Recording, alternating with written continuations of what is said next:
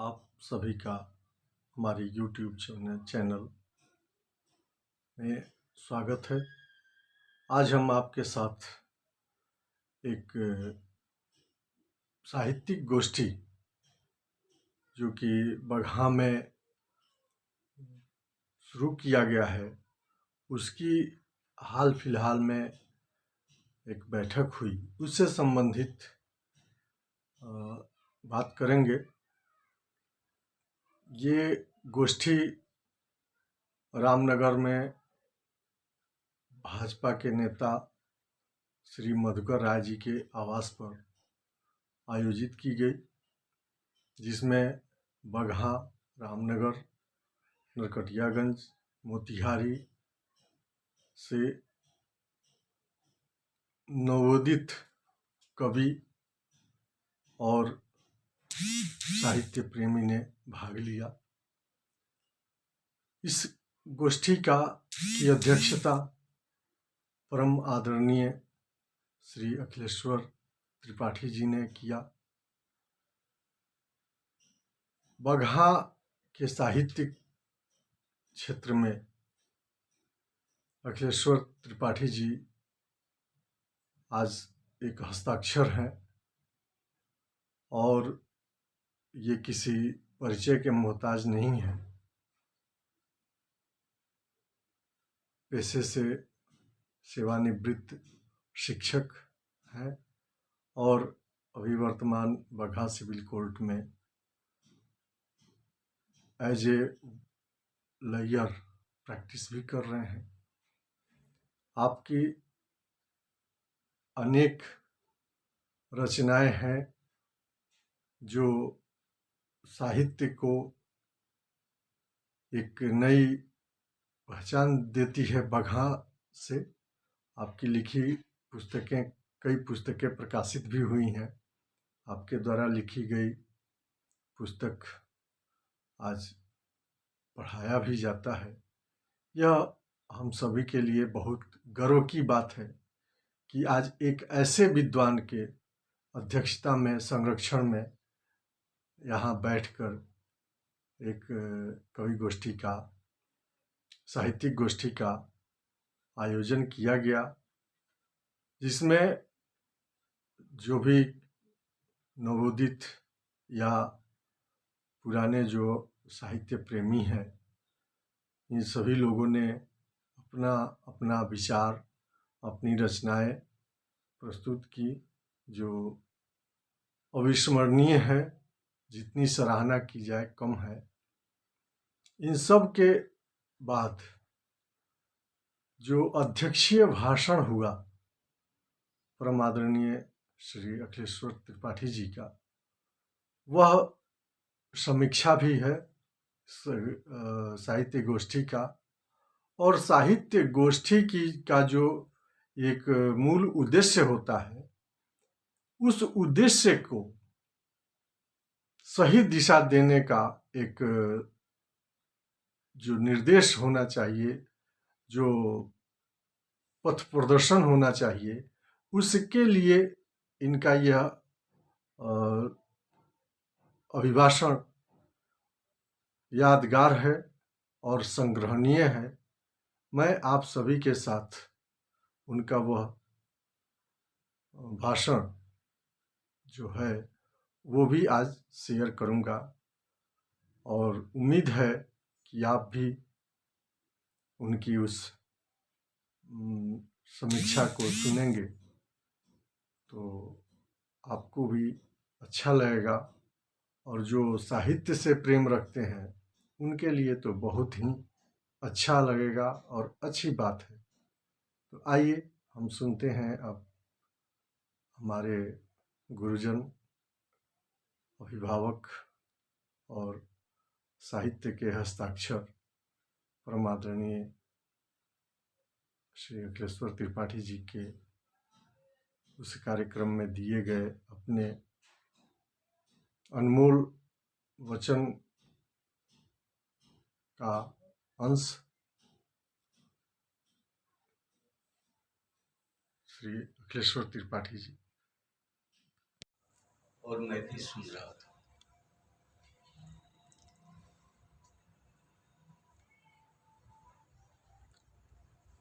चाय पानी होने के समय से बीच बीच में कुछ कहता रहा हूँ,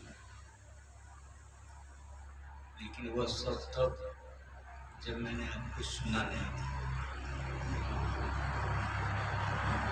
पता नहीं क्यों आज भी मैं अटक गया हूँ इस गोष्ठी की एक पुस्तक।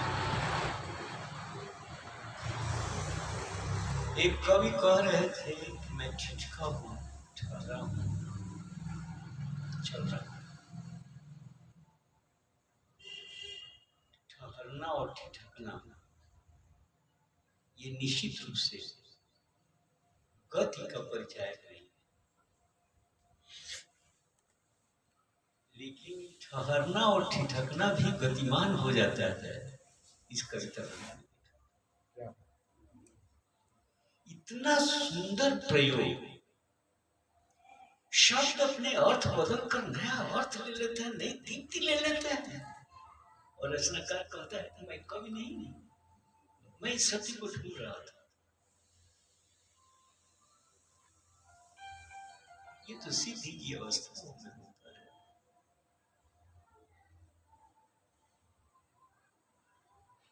बड़े बड़े कवियों ने कहा कि मैं कुछ जानता ही नहीं, कवि न हूं, मसी कागज छू नहीं कबीर ने कह दिया। लेकिन सबने कविता ही पढ़ी। कविता विवेक एक नहीं मोरे, साँच कहो लिखी कागज कोरे। ये सच है। सच यह है कि कविता आप जब करने लगिएगा तो उसमें लौकिक आकर्षण, और कविता जब आपकी कलम से होने लगेगी, लिखने लगेगी, तो वो अलौकिक दीप्ति पालेगी। वहां जो ठहराव होगा, जो ठहरना है, ठिठकना है, वो गतिमान हो जाएगा। मैं प्रणाम करता हूँ इस गोष्ठी के सभी भागीदारों का, आयोजकों का। एक बात मैं फिर करना चाहता हूँ, ध्रुवनारायण गुप्त की चर्चा इन्होंने की।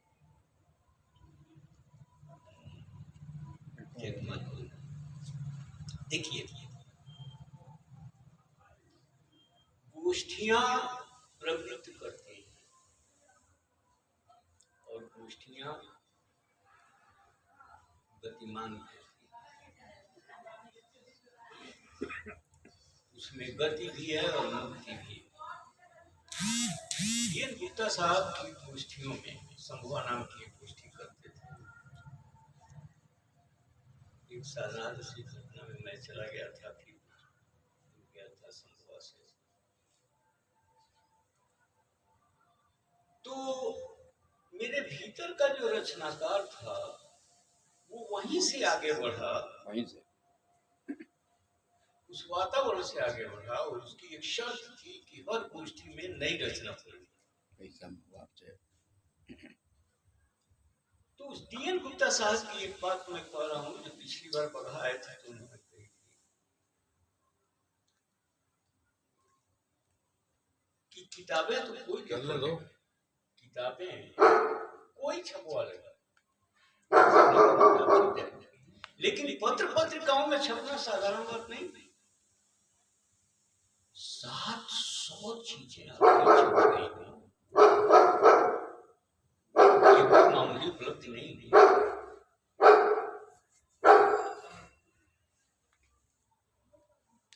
लेकिन अब हमें उसमें देखना है कि आपकी कहानी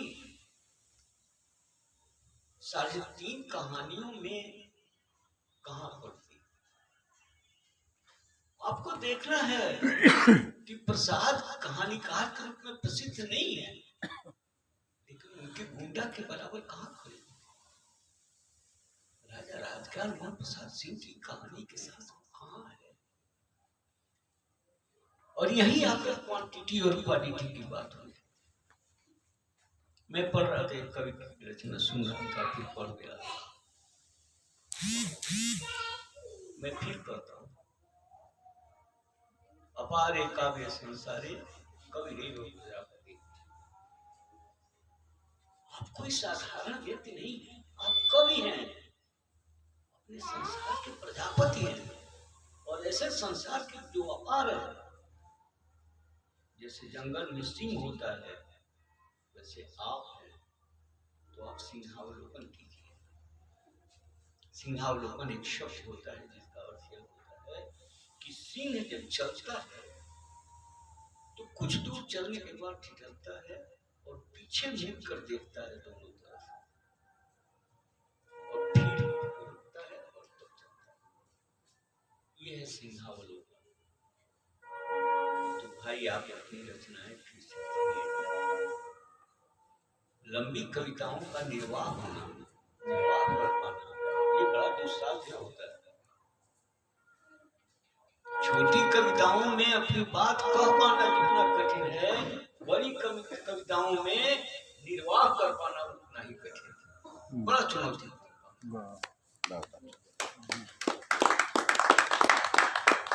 तो आप जब चर्चा करते हैं, कविता लिखते हैं, लिखिए देखिए तो यूनिटी ऑफ प्लॉट कहाँ है। आपके जो कंट्रास्ट हैं वो कॉन्फ्लिक्ट में बदल जाते हैं, जो कॉन्फ्लिक्ट है वो कंट्रास्ट में बदल जाते हैं, तो कविता कहाँ रहेगी? कविता कलेवर में नहीं होती। कविता तो एक शब्द में होती है, एक कॉमा में होती है, एक फुल स्टॉप में। मित्रों, कोई जरूरी नहीं। मैं एक बार एक कविता मैंने लिखी और पढ़ने के लिए, जब तक जीवित थी मेरी कविताओं को पढ़ी सुनता था। तो मैं मुंह धो के जब निकला तो उसने कहा पापा जी ये इसमें तो ठीक से देखिए, इस पे 3 कविता है। मैं उसका मुंह देखते रह गया, फिर अपने बेडरूम में गया, चौकी पर से जो दूसरे सामने ले आया, मैंने उसे दूसरे कहा यही 3 कविता है। कविता कहाँ खत्म होती है इसको भी देखिए, उसके बाद से तो कविता लमरने लगती है। कविता को लमराइए, कविता को अपनी जिंदगी जीने दीजिए, अपनी जिंदगी उसमें मत थोपिए।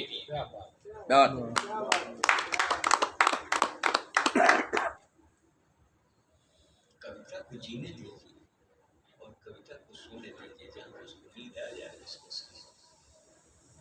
बड़ा सुंदर उदाहरण उन्होंने दिया। तो 100 साल दुलराज ऐसे लिखते हैं, तुलसी रहता है सुनदास जी, बलराम में दुलराज मना में चूड़ी चूड़ी कछुआ में। आप अपनी कविता को उसी तरह से दुलराइए, सुनने दीजिए। जहाँ जगह है गोष्ठियों में जरूरी नहीं है कि सब लोग कविता पढ़े, क्या जरूरत है? एक कविता अगर हो गई तो उस कविता का आनंद लीजिए और बताइए लोगों को कविता मैंने यहाँ सुनी। बहुत अच्छा। कविता सुनाने के लिए बहुत सारे अवसर आएंगे, लेकिन एक कविता का सौंदर्य बोध हो जाए, रसबोध हो जाए, जो इन्होंने कहा, तो उस रस से परिचित कराइए। बेल खाइए, ये बहुत अच्छा है। सबरी के बेर की तरह खिलाइए लोगों को, अपने राम को खिलाइए, तब जाके साहित्य पहुंचेगा, तब जाके कविता पढ़ेगी, तब जाके कविता लिखी जाएगी और कविता सुनी भी जाएगी। इसीलिए मैंने कहा कि अब कविता दूसरे चरण में पहुंच गई है, ये गोष्ठी, अब मुझसे कविता मत पढ़ो। तो मेरे मित्रों,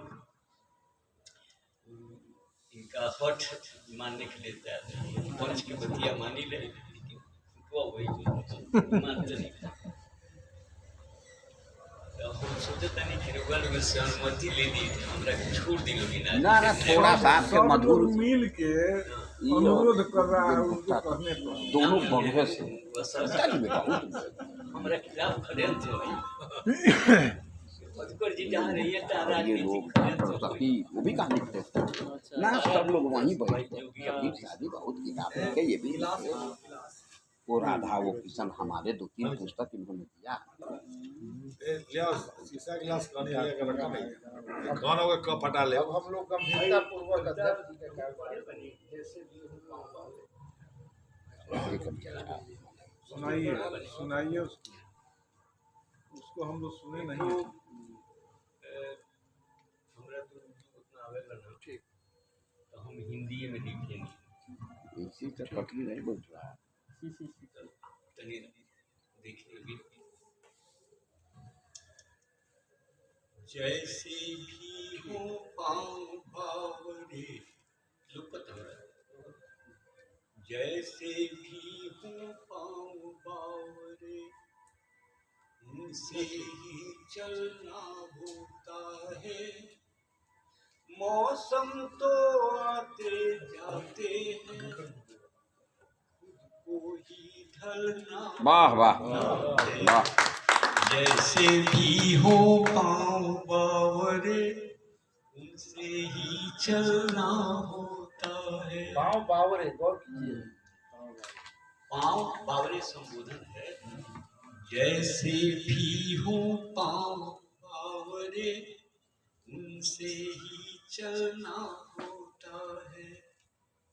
मौसम तो आते जाते हैं, खुद को ही ढलना होता है। जैसे भी हो पाँव बावरे, कौन कहाँ संभल होता है। किसकी गति अपनी होती है, कौन कहाँ संभल होता है। किसकी गति अपनी होती है। अपनी धार बहे है गंगा, अपनी धार बहे है गंगा, तब सागर मिलना होता वाह वाह। है। जैसे भी हो पाँव बावरे, उनसे ही चलना होता है। अपनी आँख जगत देखे है, अपनी आँख जगत देखे है। अपना मौन मथा करता है। पछतावे की कठिन आग में, पछतावे की कठिन आग में, हमको ही जलना वाह वाह। होता है। जैसे भी हो पाँव बावरे, से ही चलना होता है। गति जिसके जीवन होती है, उसके ही छाले होते हैं। बहुत अच्छा। गति जिसके जीवन होती है, उसके ही छाले होते हैं। डगर बनाने वाले पग को, जगत डगर बनाने वाले पग में छाला ही गहना। वाह वाह बावरे, से ही चलना होता है। एक बार और गति जिसके जीवन होती है, उसके ही छाले होते हैं। गति जिसके जीवन होती है, उसके ही छाले होते हैं। डगर बनाने वाले पग में, डगर बनाने वाले पग में छाला ही गहना वाह, वाह। होगा। जैसे भी हो पाँव बावरे, अंतिम पंक्तियां देखिए। जाने क्या गाती है कोयल, किस लय कुंपल कुंपल। हर स्वर और पर हर स्वर लय और लहर को अखिल पीर गलना होता है। वाह वाह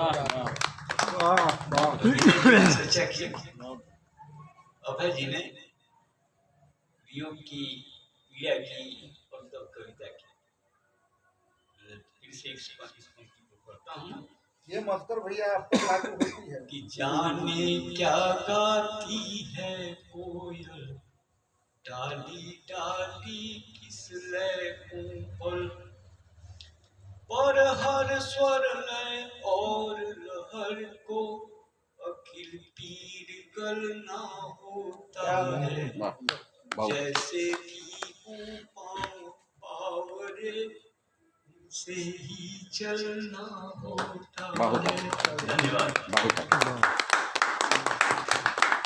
मैं तो निराश हो गया था जब अचानक